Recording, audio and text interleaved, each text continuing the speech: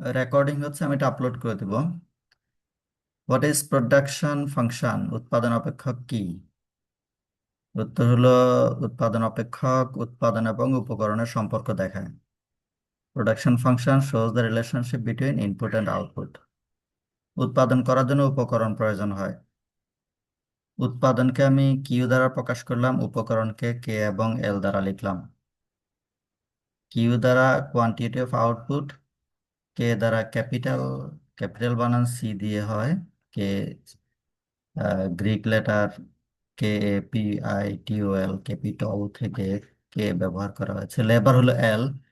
আরো অনেক উপকরণ থাকতে পারে, আমরা সিম্পলিফাই করার জন্য দুইটা মাত্র উপকরণকে চিন্তা করলাম, কে এবং এল। কালকে যে গ্রুপটাতে আমি দিয়েছিলাম, সেই গ্রুপে যেসব মেম্বার সিন করেছে তাদের অর্ধেকও আসেনি, অর্ধেক না, 3/1 আসেনি।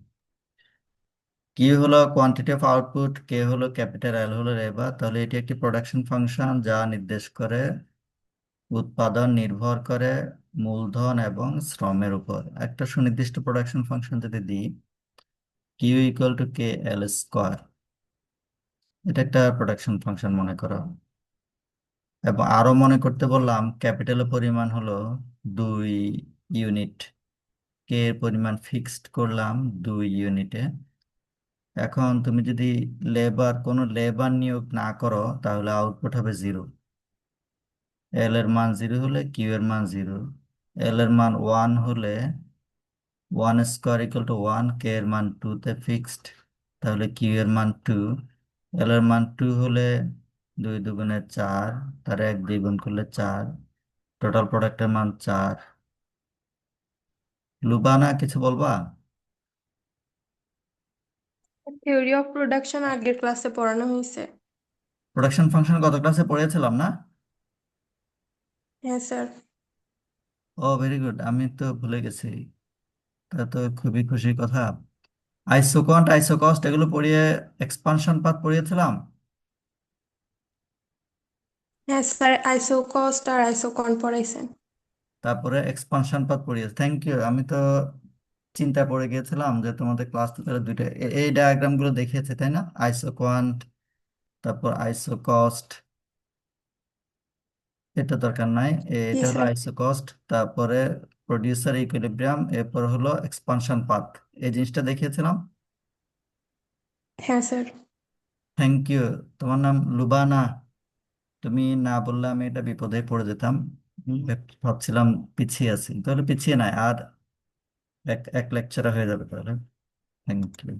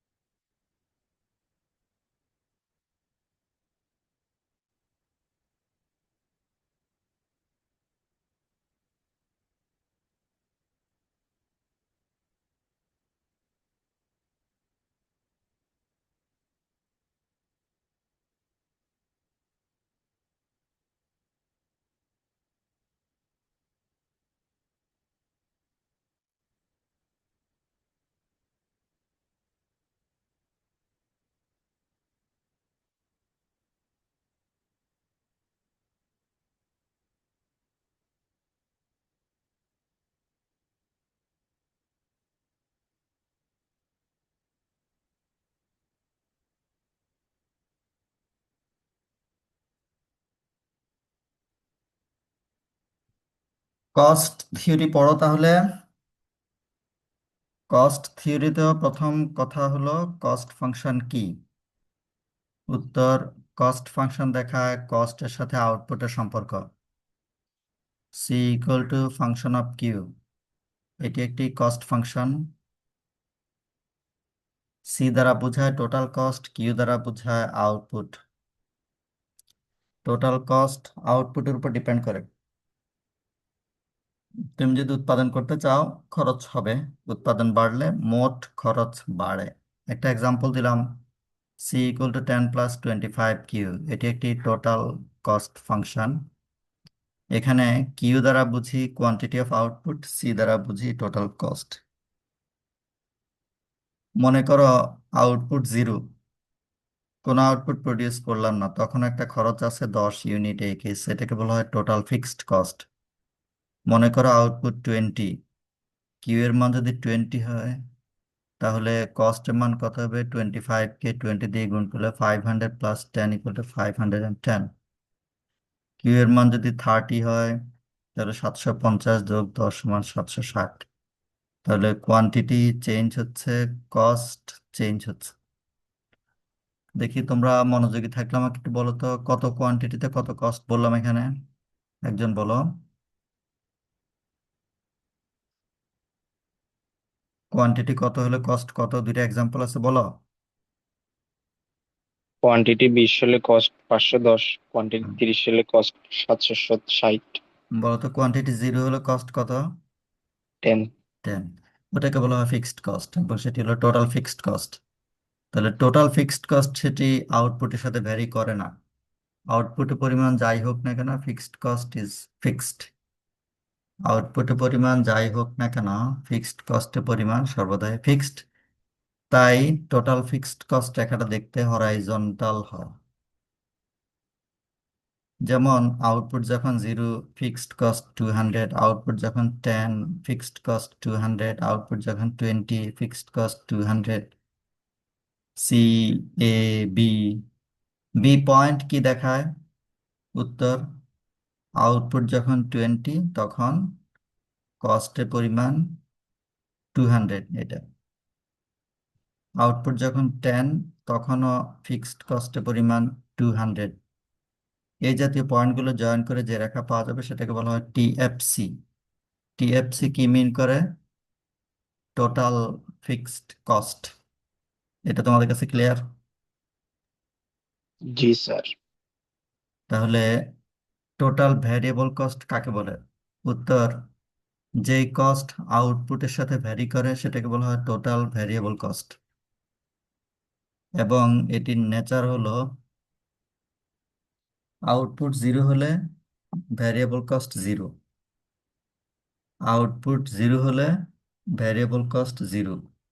আউটপুট বাড়লে ভ্যারিয়েবল কস্ট বাড়ে, তবে প্রথম দিকে বাড়ে ডিক্রিজিং রেটে, তারপরে বাড়ে ইনক্রিজিং রেটে। এই তিনটা কথা আরেকজন বলো। তোমাদের মধ্যে যারা আছো, সব সময় যে বলে একজন বললে হবে না, অন্যরাও বলো। তিনটি কথা বলবা। প্রথমত, টোটাল ভেরিয়েবল কস্ট কাকে বলে? উত্তর, যে কস্ট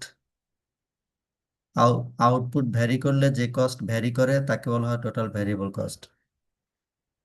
তারপর বলবে কি, আউটপুট যখন 0 তখন ভ্যারিয়েবল কস্ট 0। আউটপুট বাড়লে ভ্যারিয়েবল কস্ট প্রথম দিকে ডিক্রিজিং রেটে বাড়ে, তারপর ইনক্রিজিং রেটে বাড়ে। এই তিনটি কথা বলবে কে?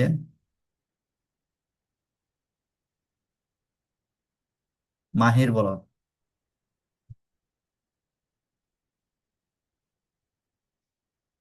ওকে, তোমরা বলছো না, স্বেচ্ছায় বলো দেখি কেউ, তিনটি পয়েন্ট।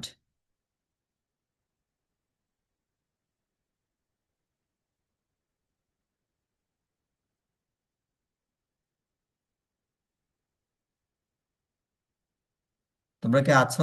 আমাকে শোনো। জি স্যার। তো কেউ কোনো কথা বলছো না। ভ্যারিয়েবল, টোটাল ভ্যারিয়েবল কস্ট কাকে বলে? আউটপুট পরিবর্তন হলে যে কস্ট পরিবর্তন হয় তাকে টোটাল ভ্যারিয়েবল কস্ট বলে। আউটপুট 0 হলে ভ্যারিয়েবল কস্ট 0। আউটপুট বাড়লে ভ্যারিয়েবল কস্ট বাড়ে, প্রথম দিকে ডিক্রিজিং রেটে, তারপর ইনক্রিজিং রেটে। যেহেতু প্রথম দিকে ডিক্রিজিং রেটে বাড়ে, সেজন্য রেখাটা প্রথম দিকে কনকেভ প্রকৃতির। এরপরে যখন ইনক্রিজিং রেটে বাড়ে তখন কনভেক্স প্রকৃতির। প্রথম দিকে কনকেভ, তারপর কনভেক্স, কিন্তু থ্রু আউট এটা আপওয়ার্ড। থ্রু আউট আপওয়ার্ড হওয়ার তাৎপর্য কি? কোয়ান্টিটি বাড়ছে, ভ্যারিয়েবল কস্ট বাড়ছে, এটা হলো তাৎপর্য। এই ডায়াগ্রামে কোয়ান্টিটি 0 থেকে শুরু করে করে কিউ নট পর্যন্ত, এই কোয়ান্টিটির মধ্যে টোটাল ভ্যারিয়েবল কস্ট ডিক্রিজিং রেটে বাড়ছে, এরপরে ইনক্রিজিং রেটে বাড়ছে। এটিকে পয়েন্ট অফ ইনফ্লেকশন বলে, ম্যাথমেটিক্সের ছেলেরা জানে। আর টোটাল কস্টের মধ্যে এই দুটো সমষ্টি। টোটাল কস্ট হলো টোটাল ফিক্সড কস্ট এবং টোটাল ভ্যারিয়েবল কস্ট দুয়ের সমষ্টি।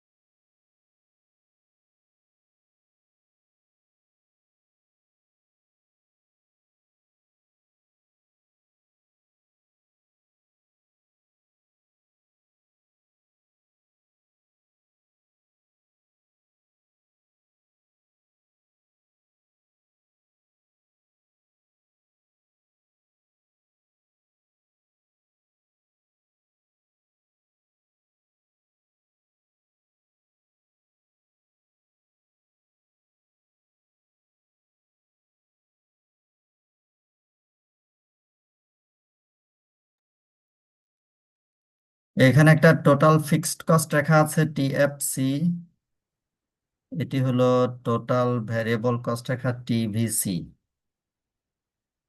দুটোকে অ্যাড করে পাবো টোটাল কস্ট টিসি। অ্যাড করা কৌশলটা দেখো। মনে করো কোয়ান্টিটি 0, তখন ফিক্সড কস্টের পরিমাণ okay, variable cost 0। Fixed cost variable cost যোগ করলে ওকে হবে। তাহলে কে হলো টোটাল কস্টের একটা বিন্দু। আর একটা কোয়ান্টিটি দেখালে বুঝবে। কোয়ান্টিটি ও কি 1, কোয়ান্টিটি ও কি 1 মনে করো। সেই কোয়ান্টিটিতে ফিক্সড কস্ট Q1 থেকে H, ভ্যারিয়েবল কস্ট Q1 থেকে L। তাহলে টোটাল কস্ট পাওয়ার জন্য ভ্যারিয়েবল কস্ট Q1 L এর সাথে fixed cost Q1 H add করবা। এই Q1 H অ্যাড করার প্রক্রিয়াটা কি, L পয়েন্ট থেকে Q1 H সমান দূরত্বের LF দূরত্ব উপরের দিকে যাবা, তাহলে Q1 থেকে F, এটি হলো টোটাল কস্ট। আবার বলছি, মনে করো ফিক্সড কস্ট হলো 50, ভ্যারিয়েবল কস্ট হলো মনে করো 80, তাহলে টোটাল হবে 130। তো 130 দূরত্বটা পাওয়ার জন্য Q1 থেকে L এতটুকু যদি 80 হয়, তার সাথে আরো 50 Q1 H পরিমাণ অর্থাৎ LF পরিমাণ উপরে যাবা। তাহলে Q1 থেকে F, এটি হলো টোটাল কস্ট। ক্লিয়ার? নীতি জি তুমি শোনো, স্যার। নীতি এটা আনমিউট করো তো। নীতি, নীতি, ফয়সাল, সালাম আলাইকুম স্যার। ইসলাম। আমি যা বলেছি তোমরা শোনো ফয়সাল? আবার মিউট হয়ে গেছে। জি স্যার। বোঝো? জি স্যার। বলো দেখি, কোয়ান্টিটি যখন OQ2 তখন টোটাল কস্ট কিভাবে পাওয়া যাবে? Fixed cost Q2M, variable cost Q2D। এই Q2D এর সাথে Q2M অ্যাড করলে টোটাল কস্ট Q2 থেকে A পাওয়া যাবে। এটি টোটাল কস্ট। এই AD দূরত্বটা কার সমান? Q2M এর সমান। তাহলে টোটাল কস্ট হলো Q2 থেকে A। তাহলে টোটাল কস্টে কয়েকটা পয়েন্ট পেলাম, কে, এফ, এ, এ সমস্ত পয়েন্ট জয়েন করে যে রেখা পাওয়া যাবে সেটা হলো টোটাল কস্ট। দেখো টোটাল কস্ট রেখার আকৃতি এটি দেখতে টোটাল ভ্যারিয়েবল কস্টের মতোই, তবে জি স্যার। টোটাল কস্টের সাথে টোটাল ভ্যারিয়েবল কস্টের মাঝে যে গ্যাপ, ব্যবধান, এই ব্যবধানটা সব জায়গায় সমান। এখানে দেখতে বেশি কম মনে হলেও প্রকৃতপক্ষে সমান। তুমি দেখবা, আমি যদি একটা ড্র করার চেষ্টা করি, জানি না ড্রয়িংটা হয় কি না।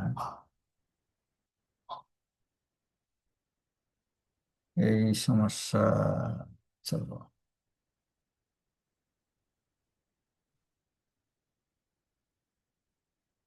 হুম,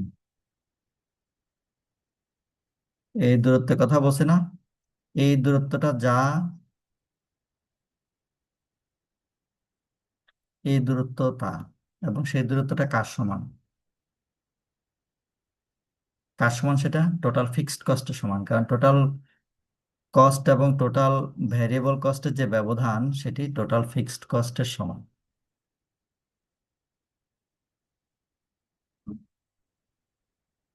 ওকে, তো যদি শুধুমাত্র টোটাল কস্ট রেখাটা তোমার সামনে থাকে, তাহলে তা দেখে তুমি বুঝতে পারবা ফিক্সড কস্ট কতটুকু, ভ্যারিয়েবল কস্ট কতটুকু, টোটাল কস্ট কতটুকু। এখানে একটা টোটাল কস্ট রেখা আছে, কোয়ান্টিটি যখন ও কিউ নট, এই কোয়ান্টিটিতে টোটাল কস্টের পরিমাণ কত? কিউ নট থেকে ডি, তার মধ্যে ফিক্সড কস্ট হলো ও থেকে এ। এটাকে আমি এখানে দেখাতে পারি ফিক্সড কস্টের পরিমাণ কিউ নট থেকে সি, তাহলে অবশিষ্টটুকু হলো ভ্যারিয়েবল কস্ট সিডি। এটা হচ্ছে ভ্যারিয়েবল কস্ট। কোয়ান্টিটি যখন ও কিউ নট, তখন টোটাল কস্ট কত? কিউ নট ডি, তার মধ্যে ফিক্সড কস্ট কিউ নট থেকে সি, তাহলে ভ্যারিয়েবল কস্ট কত? সিডি। নীতি, তোমাকে যদি আমি আবার আনমিউট করতে বলি, করবা?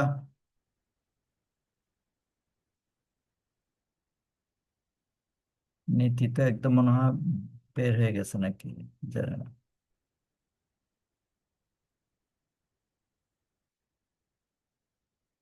লুবানা, তুমি কি শোনো আমার কথা? লুবানা, জি স্যার। শুনলে বলো, কোয়ান্টিটি যখন শূন্য তখন টোটাল কস্ট কত বলো তো? টোটাল কস্ট ফিক্সড কস্টের সমান, মানে ও ভেরি এ গুড, পরিমাণ। ঠিক এটাই জানতে চাইছি, টোটাল কস্টটা ওয়ে পরিমাণ ফিক্সড কস্টের সমান। কোয়ান্টিটি যখন ও কিউ নট, তখন টোটাল কস্ট কত লুবানা? এখন total cost Q naught D. Q naught D, এই ভার্টিক্যাল ডিস্টেন্সটা আমি চাইলে এটাকে এদিকে এখানে দেখাতে পারতাম, একই কথা। তার মধ্যে ফিক্সড কস্ট বের করার জন্য এখানে একটা রেখা টানলাম, কিউ নট সি পরিমাণ হলো ফিক্সড কস্ট, বাকিটুকু ভেরিয়েবল কস্ট। গুড। এখন শর্ট রান এবং লং রানের মধ্যে পার্থক্য আছে। শর্ট রানে ফিক্সড কস্টও থাকে, ভেরিয়েবল কস্টও থাকে, আর লং রানে কোনো কস্টই ফিক্সড থাকে না, সব কস্ট ভ্যারি করে। আবার বলছি, শর্ট রান এবং লং রানে পার্থক্য কি? শর্ট রানে ফিক্সড কস্ট এবং ভ্যারিয়েবল কস্ট দুটোই থাকে, লং রানে কেবলমাত্র ভ্যারিয়েবল কস্ট থাকে, কোনো কিছু ফিক্সড থাকে না। এ কারণে শর্ট রান টোটাল কস্ট রেখায় একটা ইন্টারসেপ্ট দেখবা তুমি, ও এ একটা ইন্টারসেপ্ট, এটি ফিক্সড কস্ট দেখায়। লং রান টোটাল কস্টের মধ্যে কোনো ইন্টারসেপ্ট নাই। কেন? কারণ এখানে কোনো ফিক্সড কস্ট নাই, অরিজিন থেকে শুরু হওয়া মানে হলো কোয়ান্টিটি জিরো, টোটাল কস্টের পরিমাণ জিরো, যেটা ভ্যারিয়েবল কস্টের সমান। তো দুটো রেখা দেখে কি করে বুঝবা কোনটা শর্ট রান কোনটা লং রান? যদি ইন্টারসেপ্ট থাকে শর্ট রান, ইন্টারসেপ্ট না থাকলে লং রান। এবার অ্যাভারেজ কস্ট। অ্যাভারেজ কস্ট কাকে বলে? উত্তর হলো total cost per unit of output is called average cost. প্রতি একক দ্রব্যের জন্য গড়ে যা খরচ হয় সেটাকে বলা হয় অ্যাভারেজ কস্ট। তা কি করে পাওয়া যায়? টোটাল কস্টকে কোয়ান্টিটি দিয়ে ভাগ করলে অ্যাভারেজ কস্ট পাওয়া যায়। যেমন ধরো 5 একক দ্রব্য উৎপাদন করতে চাও, 5 একক দ্রব্য উৎপাদন করার জন্য মোট খরচ মনে করো 80 টাকা, তাহলে গড়ে খরচ কত? 80/5 সমান 16। এটা হলো গড় খরচ। তাহলে গড় খরচ পাওয়ার জন্য আমরা কি করি? টোটাল কস্টকে কোয়ান্টিটি দিয়ে ভাগ করি। ওকে, এটি হলো average cost. Short run average cost কি করে পাওয়া যায়? শর্ট রান টোটাল কস্টকে কোয়ান্টিটি দিয়ে ভাগ করে পাওয়া যায়। শর্ট রান টোটাল কস্টের মধ্যে আছে টোটাল ফিক্সড কস্ট এবং টোটাল ভেরিয়েবল কস্ট, তাকে কোয়ান্টিটি দিয়ে ভাগ। তাহলে টোটাল ফিক্সড কস্টকে কোয়ান্টিটি দিয়ে ভাগ প্লাস টোটাল ভেরিয়েবল কস্টকে কোয়ান্টিটি দিয়ে ভাগ। টিএফসি কে কোয়ান্টিটি দিয়ে ভাগ করলে এএফসি পাওয়া যায়, টিভিসি কে কোয়ান্টিটি দিয়ে ভাগ করলে এভিসি পাওয়া যায়।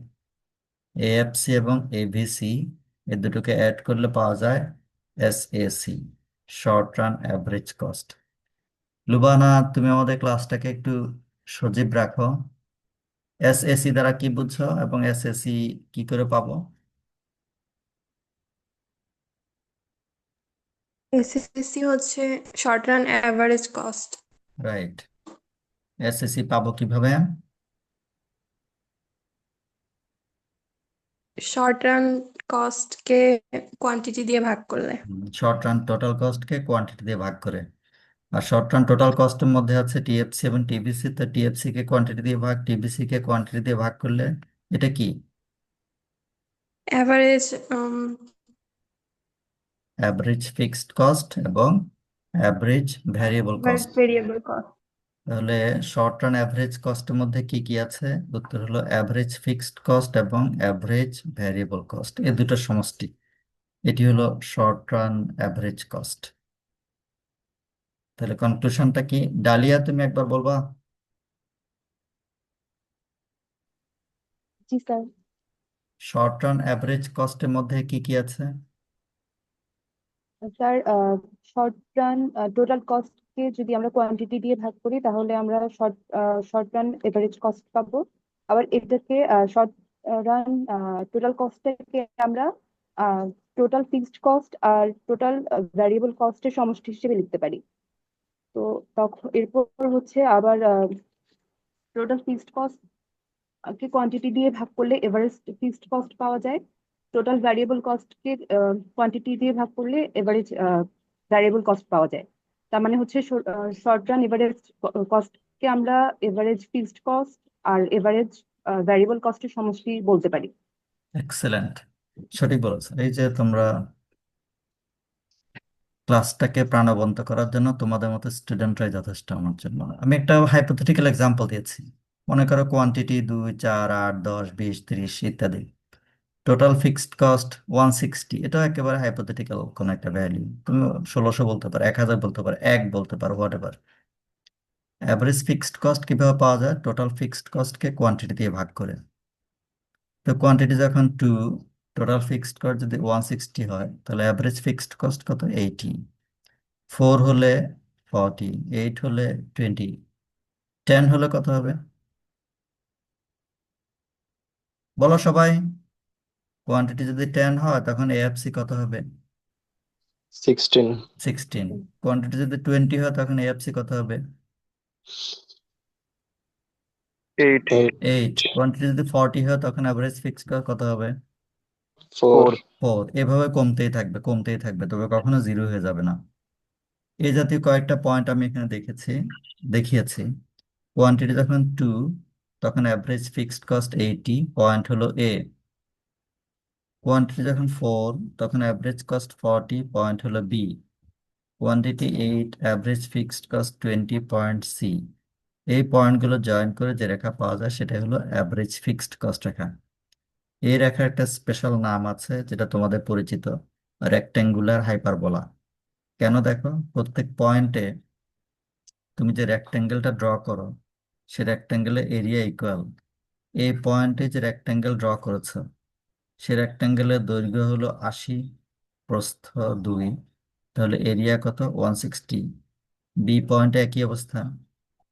বি পয়েন্টে যে রেক্টেঙ্গেলটা ড্র করলাম সেই রেক্টেঙ্গেলের দৈর্ঘ্য প্রস্থ কত কত বলো?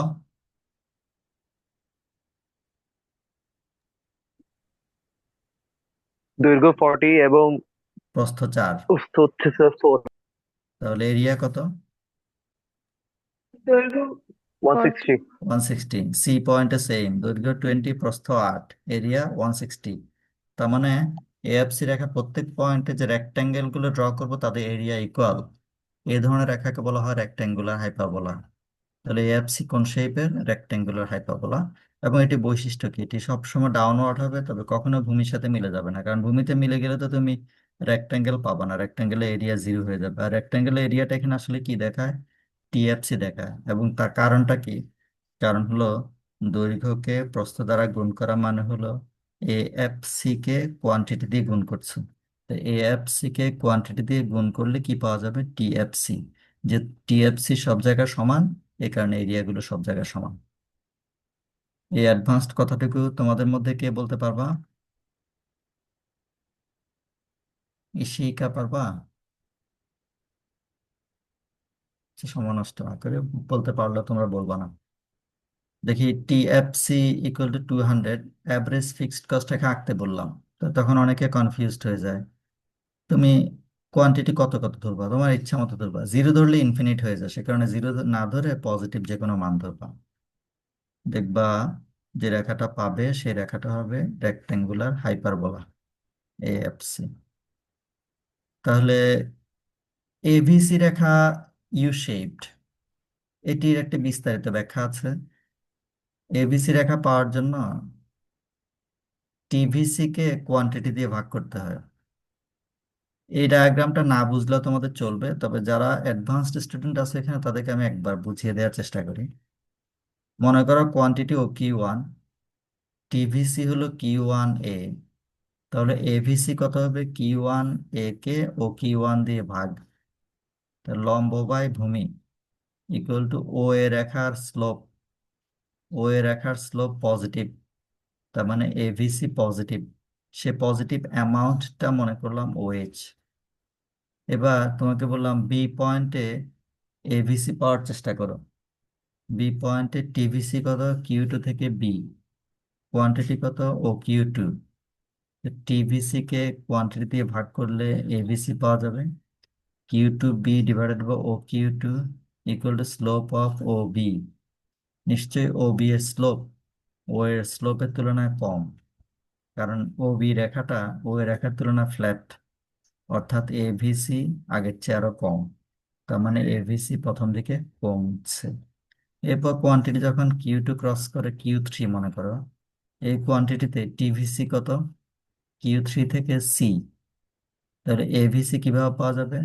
টিভিসি কিউ 3 সি, এটিকে কোয়ান্টিটি ও কিউ 3 দ্বারা ভাগ করলে slope of O C, O C রেখার স্লোপ ও বি রেখার স্লোপের চেয়ে বেশি, স্টিপার, তার মানে এভিসি বাড়ছে। অর্থাৎ প্রথম দিকে এভিসি কমে, তারপর এভিসি বাড়ে, তাই এভিসি রেখাটা ইউ শেপড। শুধুমাত্র লাস্ট কথাটা বলো তো, মিলহান নামে একজন আছে, মিলহান,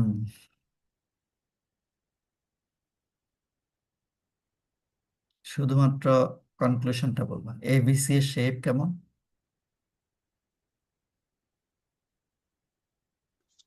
প্রথম ক্ষেত্রে এবিসি কমে, দ্বিতীয় ক্ষেত্রে প্রথম এবিসি দিকে বাড়ে। এভিসি কমে, তারপর এভিসি বাড়ে, তাই জি এভিসি দেখতে ইউ শেপড।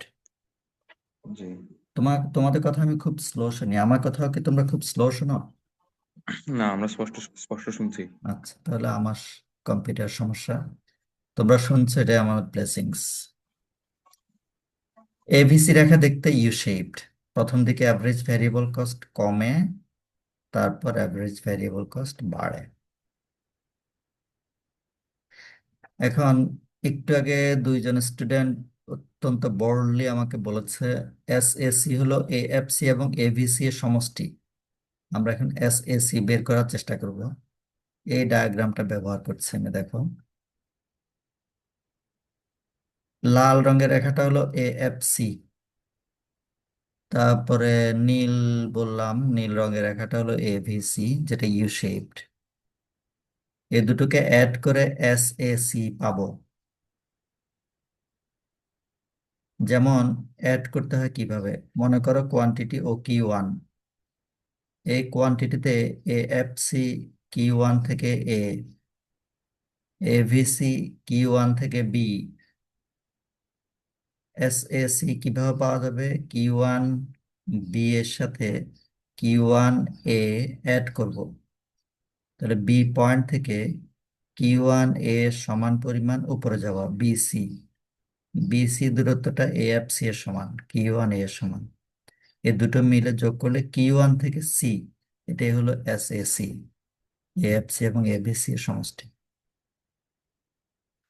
তাহলে সি হচ্ছে এই point C, C is one point of SAC. একজন ছাত্র আমাকে ও কিউ2 কোয়ান্টিটিতে এসএসি কিভাবে পাবো বলতে পারবা? তাহলে আমি একটু উৎসাহিত হব। কোয়ান্টিটি যখন ও কিউ2, তখন এসএসি কি করে পাবো? স্যার তখন হচ্ছে কিউ2 ডি পরিমাণ উপরে উঠবো ই পয়েন্ট থেকে। Very good. কারণ কি? কারণ এএফসির পরিমাণ কিউ2, বলো।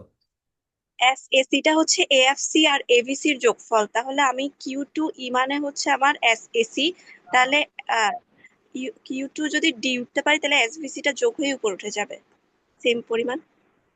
হ্যাঁ, কিউ2 ডি হলো এএফসি আর কিউ2 ই এভিসি। কিউ2 ই এর সাথে কিউ2 ডি অ্যাড করার জন্য কিউ2 ই ডিস্টেন্সের সাথে ই পয়েন্ট থেকে কিউ2 ডি পরিমাণ উপরে উপরে যাবা ইএফ। ইএফটা কার সমান? কিউ2 ডি এর সমান। ভেরি গুড, এএফসি এর সমান। অনুরূপ তাহলে এফ হলো এসএসসি এর আরেকটা পয়েন্ট, থ্যাংক ইউ।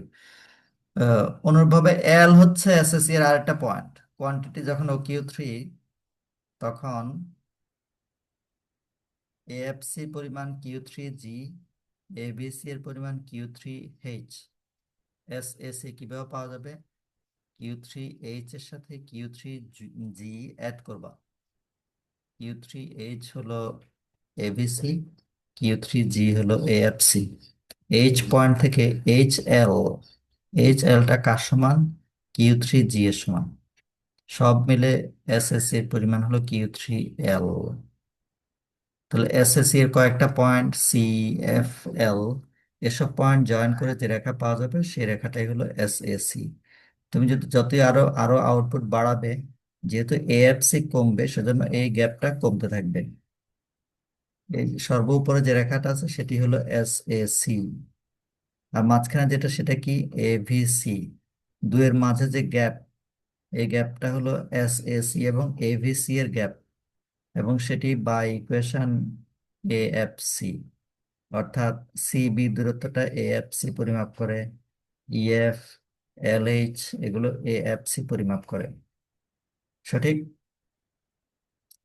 তোমাদের কাছে কি মনে হয়, যত কোয়ান্টিটি আরো বাড়বে এসএসি রেখাটা এভিসি রেখার নিকটবর্তী হবে, কিন্তু কখনো মিলে যাবে? না স্যার। কখনো কি মিলে যাবে? না স্যার। মিলবে না, কারণ হচ্ছে যে এএফসি কখনো হচ্ছে যে ভূমিকে স্পর্শ করবে না। Very good. এএফসি কখনো জিরো হবে না, ভূমিকে স্পর্শ না করা মানে কখনো জিরো হবে না। এএফসি কখনো জিরো হবে না, এই কারণে এসএসসি এবং এবিসি রেখাও মিলে যাবে না। অসাধারণ বলেছে। তাহলে এসএসসি রেখাটা দেখতে ফাইনালি ইউ শেপড। তো আরো একটা কথা বলে রাখি তোমাদেরকে, এবিসি এর সর্বনিম্ন বিন্দু যেখানে, এসএসসি এর সর্বনিম্ন বিন্দু একটু সামান্য ডানে থাকবে। এটা টেকনিক্যাল একটা রিজন আছে, আমি হয়তো বললে অল্প মানুষ বুঝবে সেজন্য বলছি না, তারপর বলে গেলাম। প্রথম দিকে এএফসিও কমে, এবিসিও কমে, দুটোই কমে। এক পর্যায়ে এএফসি কমাটা অব্যাহত থাকে কিন্তু এবিসি বাড়া শুরু করে। যেহেতু এএফসি আগে থেকে কমছে কমছে সেজন্য কমার গতিটা বেশি। এবিসি সবেমাত্র বাড়া শুরু করছে সেজন্য বাড়ার গতি কম। কমার গতি বেশি হওয়ার কারণে এসএসসি আরেকটু কমে। এক পর্যায়ে এবিসি বাড়ার গতি বেশি হওয়ার কারণে এসএসসি বাড়তে থাকে। ওকে,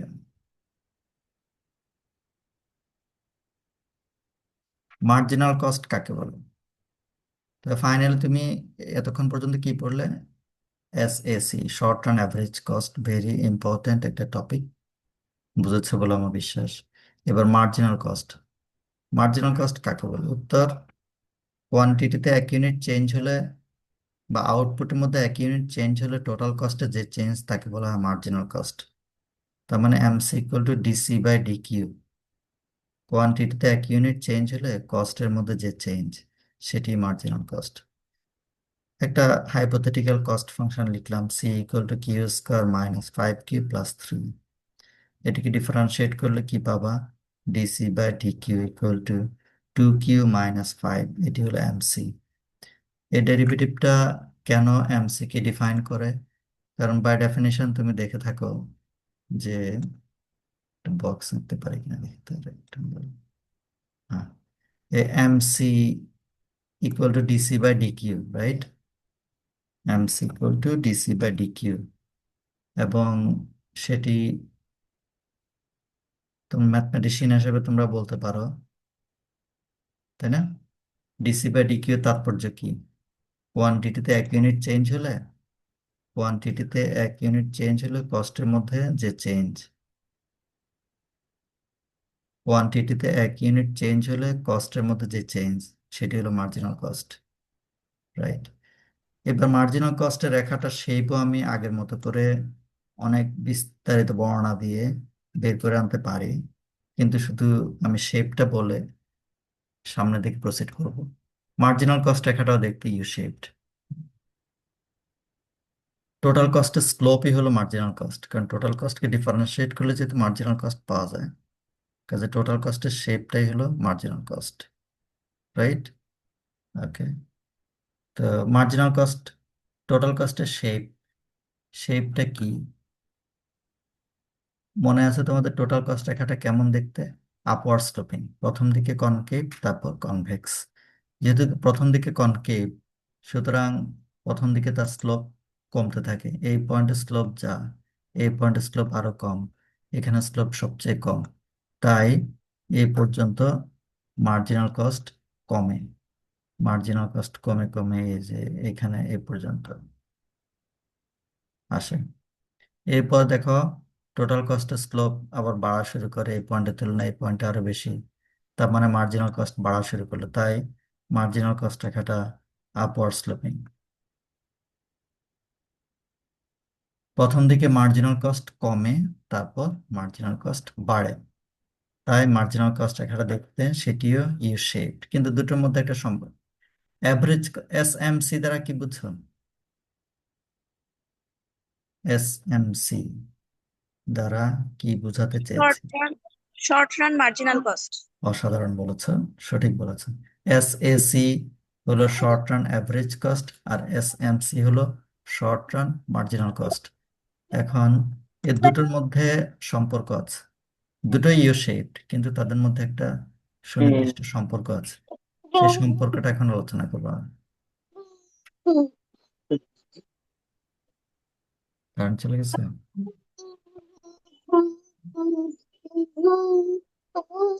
তোমাদের কেউ একজন আনমিউট অবস্থা থাকার কারণে শব্দ আসছে এখানে। মাহির, তোমাকে মিউট করে দিই। ওকে, এসএসি এবং এমসি দুয়ের মধ্যে সম্পর্ক এই ডায়াগ্রাম থেকে সেটা বোঝা যায়। এখানে এসি রেখাটাও ইউ শেপড, এমসি রেখাও ইউ শেপড, দুটোই ইউ শেপড।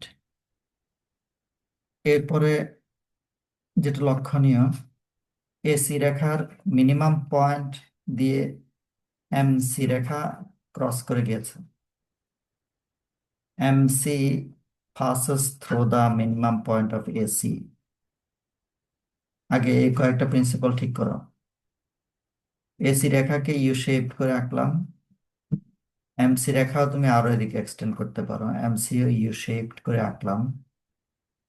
তবে এমসি রেখাকে এসি রেখার মিনিমাম পয়েন্ট দিয়ে ক্রস করালাম।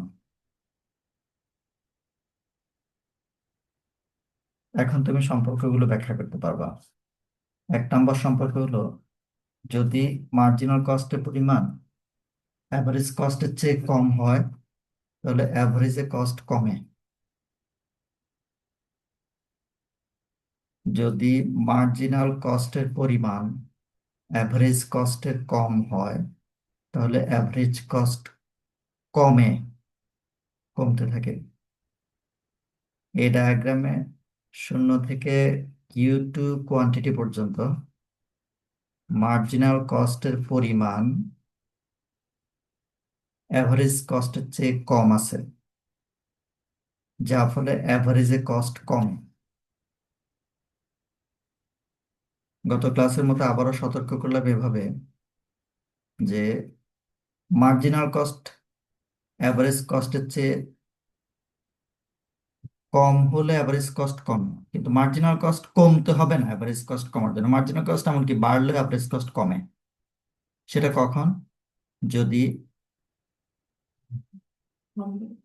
যদি এমন হয় যে মার্জিনাল কস্ট এর পরিমাণ অ্যাভারেজ কস্টের চেয়ে কম। মার্জিনাল বাড়ুক তাতে অসুবিধা নাই, কিন্তু মার্জিনাল কস্টের পরিমাণটা যদি অ্যাভারেজ কস্টের চেয়ে কম হয় তাহলে অ্যাভারেজের কস্ট কমে যাবে। আচ্ছা, এটি বোঝানোর জন্য তোমাদেরকে আমি গত ক্লাসে একটা এক্সাম্পল দিয়েছিলাম। মনে করো সিজিপি এর এক্সাম্পল, তারপরে ক্রিকেট খেলার এক্সাম্পল।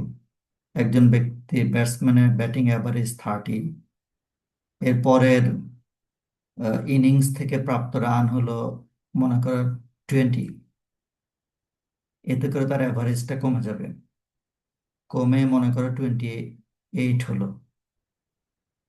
এর পরের ইনিংস থেকে প্রাপ্ত রান 25, এখনো কি অ্যাভারেজ কমবে না? কমবে। কারণ কি?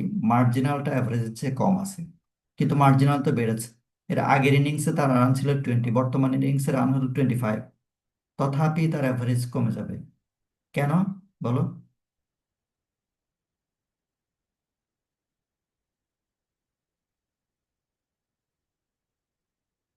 কেউ বোঝো না আমার কথা? কারণ মার্জিনালটা অ্যাভারেজের চেয়ে কম আছে, যদিও মার্জিনাল বাড়ছে। তোমাদের রেজাল্টের কথা বলে মনে করো তোমার, আচ্ছা তোমরা সিজিপি হিসাব করো না, এই কারণে তোমরা বুঝবা কিনা আমি জানি না। মনে করো থার্ড সেমিস্টার পর্যন্ত সিজিপিএ 3.8, ফোর্থ সেমিস্টার 3.7 পেয়েছ, এতে করে তোমার অ্যাভারেজ জিপিএ কমে যাবে না?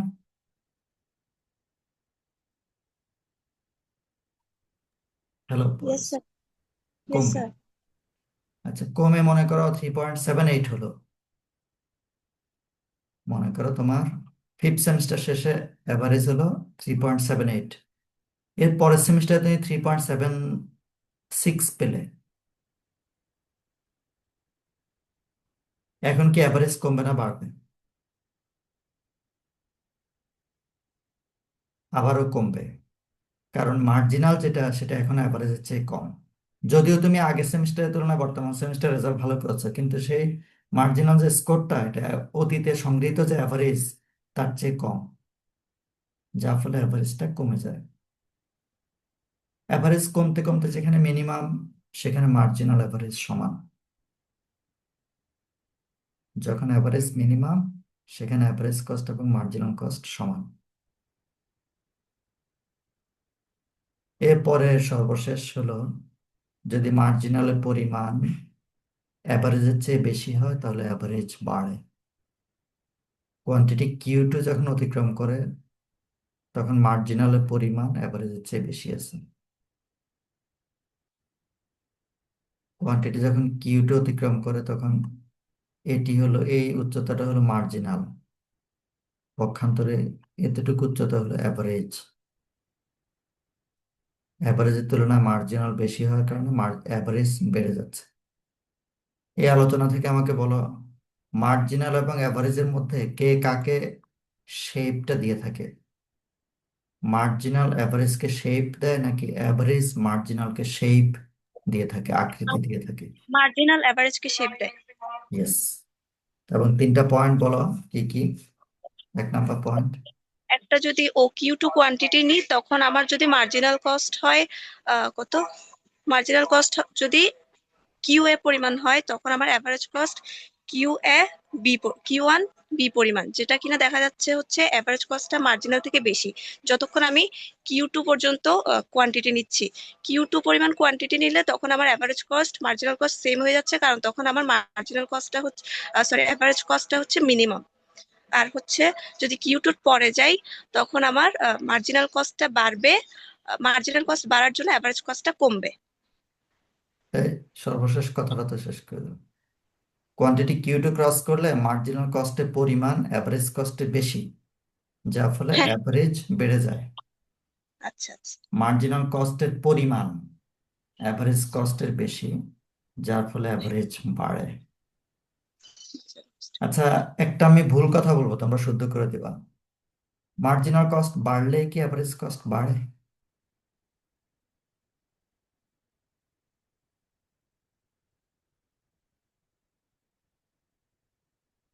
মার্জিনাল কস্ট বাড়লে কি অ্যাভারেজ কস্ট বাড়ে?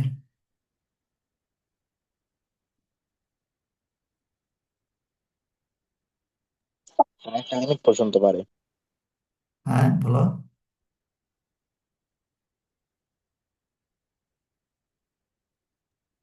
মার্জিনাল স্যার, কস্ট, বলো।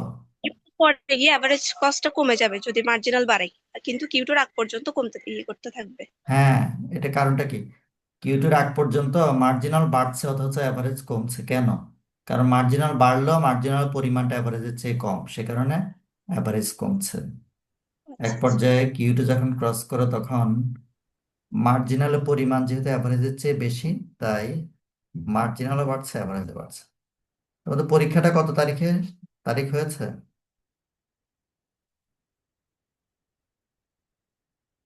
ফাইনাল তারিখ হয়েছে পরীক্ষার?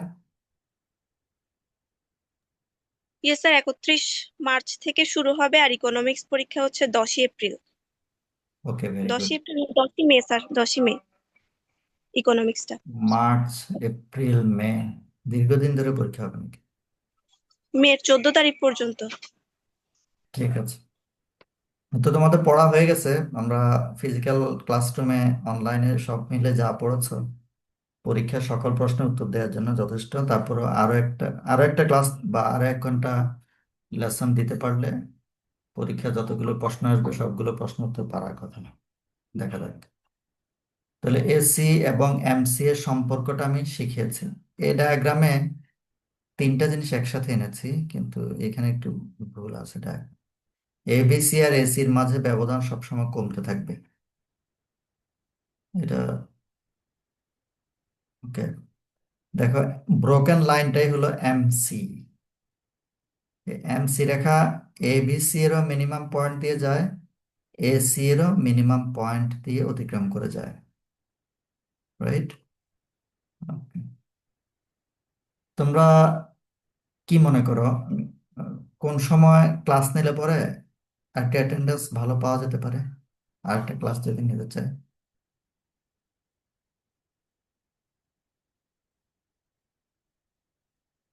কোনো আইডিয়া আছে নাকি এরকমই হবে?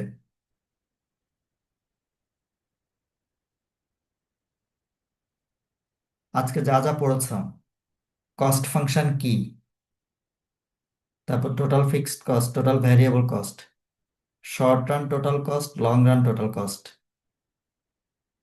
এরপর short run average cost, short run marginal cost, average cost এবং মার্জিনাল কস্টের মধ্যে সম্পর্ক, এই পর্যন্ত পড়েছে আজকে। এরপরে তোমরা যদি মনে করো যে অ্যাটেন্ডেন্স আর কখনোই বাড়বে না, তাহলে আমি আরেকটু অংশ পড়িয়ে সিলেবাস শেষ করে দিতে পারি। কি চাও?